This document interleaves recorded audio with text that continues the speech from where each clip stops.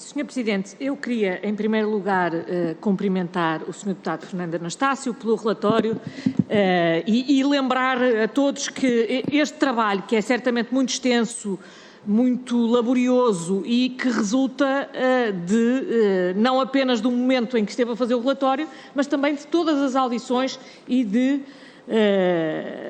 todos os meses de trabalho que aqui tivemos em audições e em apreciação de documentos e, portanto, esta é uma primeira apreciação. Nós estamos a falar de um relatório com mais de 400 páginas e, portanto, eu acho que essa primeira coisa sobre o enorme trabalho que é exigido a um relator tem que ser dito.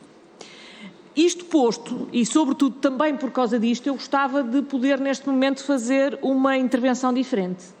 Até porque nas comissões de inquérito que já tivemos, e foram várias à banca, eu posso falar, por exemplo, da primeira que houve ao BES ou da segunda à Caixa Geral de Depósitos, foi possível chegar a conclusões quase unânimes e mesmo unânimes no caso da Caixa Geral de Depósitos. E isso foi possível precisamente porque os relatores se colocaram numa posição de absoluta imparcialidade, face aos seus próprios partidos ou aos governos que apoiavam. E, portanto, eu gostava de, neste relatório, poder dizer o mesmo, mas a verdade é que não posso, é impossível, porque aquilo que perpassa, não daquilo que disse o Sr. Deputado Fernando Anastácio aqui, até porque eu concordo com a generalidade do que disse, mas eu tenho que dizer isto como é, não é isto que está e não é isto que ressalta da análise das recomendações do relatório, porque da análise das conclusões e das recomendações, aquilo que eu encontro não é um relatório, é uma narrativa parcial e que é uma determinada narrativa coincidente com a do Partido Socialista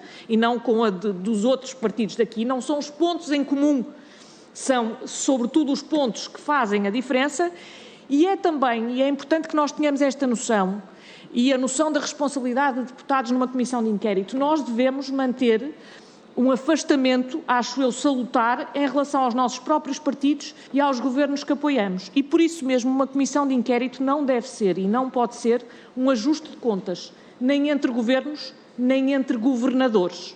E eu acho que deste relatório resultam as duas coisas, um ajuste de contas entre um governo que veio depois em relação a um governo que veio antes e entre um governador que veio depois em relação a um governador que veio antes e também um branqueamento que eu acho completamente incompreensível do governador Vítor Constâncio. Só é mesmo compreensível à luz de uma análise completamente partidária da governação do Banco de Portugal. Há duas ou três coisas que eu gostava de ressaltar, sem prejuízo da apresentação de propostas de alteração, mas há aqui uma divergência que é de fundo. Todo o relatório é estruturado de uma maneira que, do meu ponto de vista, é parcial e que torna quase impossível a concordância em relação a toda a filosofia de base, me parece parcial. Em todo caso, eu chamo a atenção para o seguinte. Primeiro, não vejo utilidade nenhuma em estar a reescrever o que se passou na Comissão de Inquérito ao BES, que, aliás, mereceu amplo consenso. Portanto, a primeira parte destas recomendações parecem-me substancialmente mais parciais do que aquelas a que tínhamos chegado na primeira comissão do BES. Tem uma parte em relação ao relatório Costa Pinto que me parece que faz todo o sentido fazer parte. Eu acho, aliás, que até devíamos ir mais longe, deixando explícito que consideramos que não há motivo para o relatório Costa Pinto ser considerado confidencial e que ele devia ser público. Isso parece-me melhor do que fazer juízos de valor sobre a razão pela qual ele foi escondido, que todos podemos ter a nossa opinião, mas devemos ter noção de que é uma opinião. Sendo crítico e sendo críticas duras em relação à supervisão, com as quais eu concordo, agora não posso concordar com o absoluto branqueamento de tudo o que se passou no consulado de Vítor Constâncio, o que faz parte do relatório Costa Pinto e o que faz parte é que o governador Vítor Constâncio fez zero.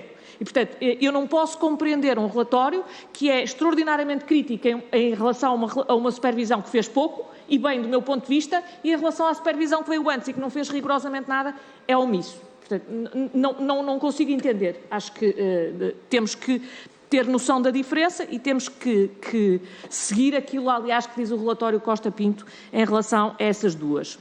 Depois, há uma enorme discrepância entre a decisão, a maneira como é analisada a decisão da resolução, a venda falhada e a decisão de venda, em que, quando o Governo é há uma absoluta responsabilização do Governo e quando o Governo é outro, há uma absoluta desresponsabilização do Governo. Nós não podemos ver as coisas de maneira completamente diferente quando é um Governo e quando é outro. Sobretudo, é preciso que se perceba que, em relação à decisão de venda, há conclusões extraordinariamente importantes do relatório do Tribunal de Contas que eu não encontro aqui expressas, designadamente a maneira como quer a resolução, quer a venda afetaram o erário público. O que encontra é a parte da salvaguarda do interesse público, a parte em que o Tribunal de Contas é crítico em relação à maneira como o interesse público não foi salvaguardado, como o erário público não foi salvaguardado e em relação à falta de transparência, e falo com absoluta vontade e imparcialidade.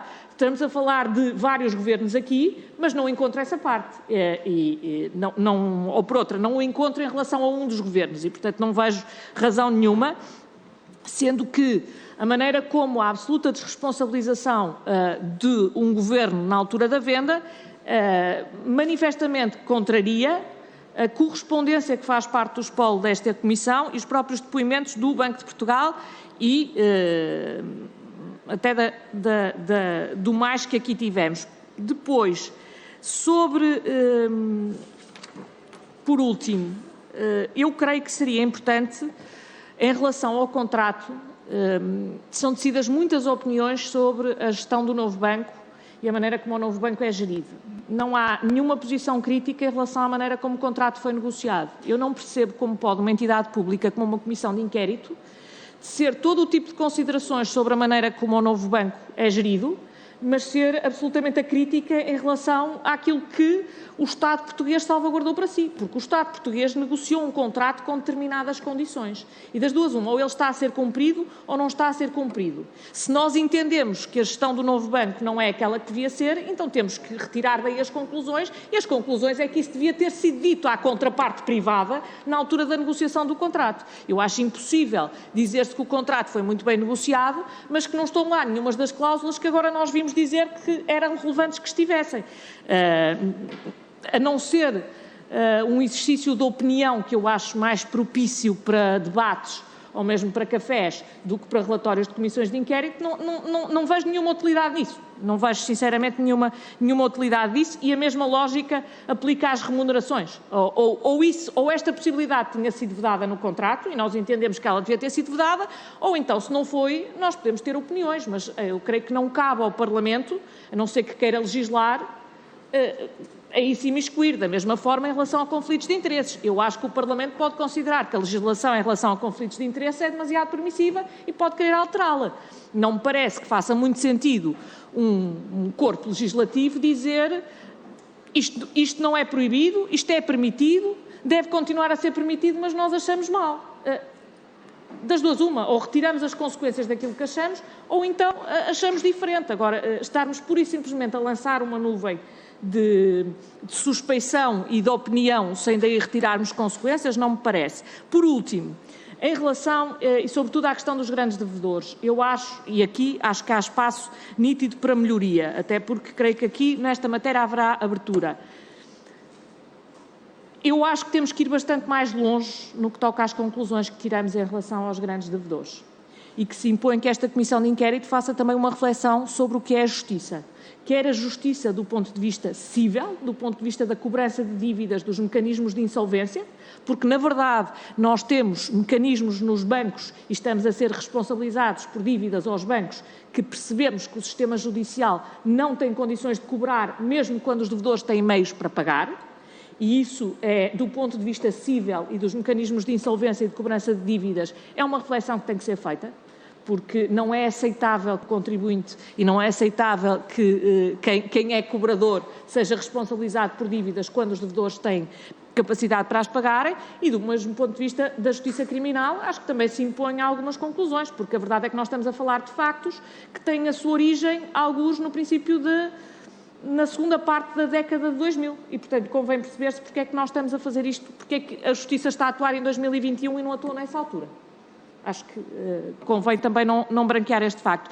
Por último, também em relação à supervisão, eu concordo com algumas das conclusões que aqui estão, mas acho que devíamos ir bastante mais longe no que toca à revisão, sobretudo o que é a supervisão no Banco de Portugal. E enquanto não fizermos uma discussão a sério sobretudo sobre a separação da supervisão prudencial e da supervisão comportamental, acho que estamos a introduzir remendos e a criar novos organismos sem ir ao cerne do problema, que é o mau funcionamento do Banco de Portugal, que é aquilo que perpassa todas as comissões de inquérito. Muito obrigada. Muito obrigado.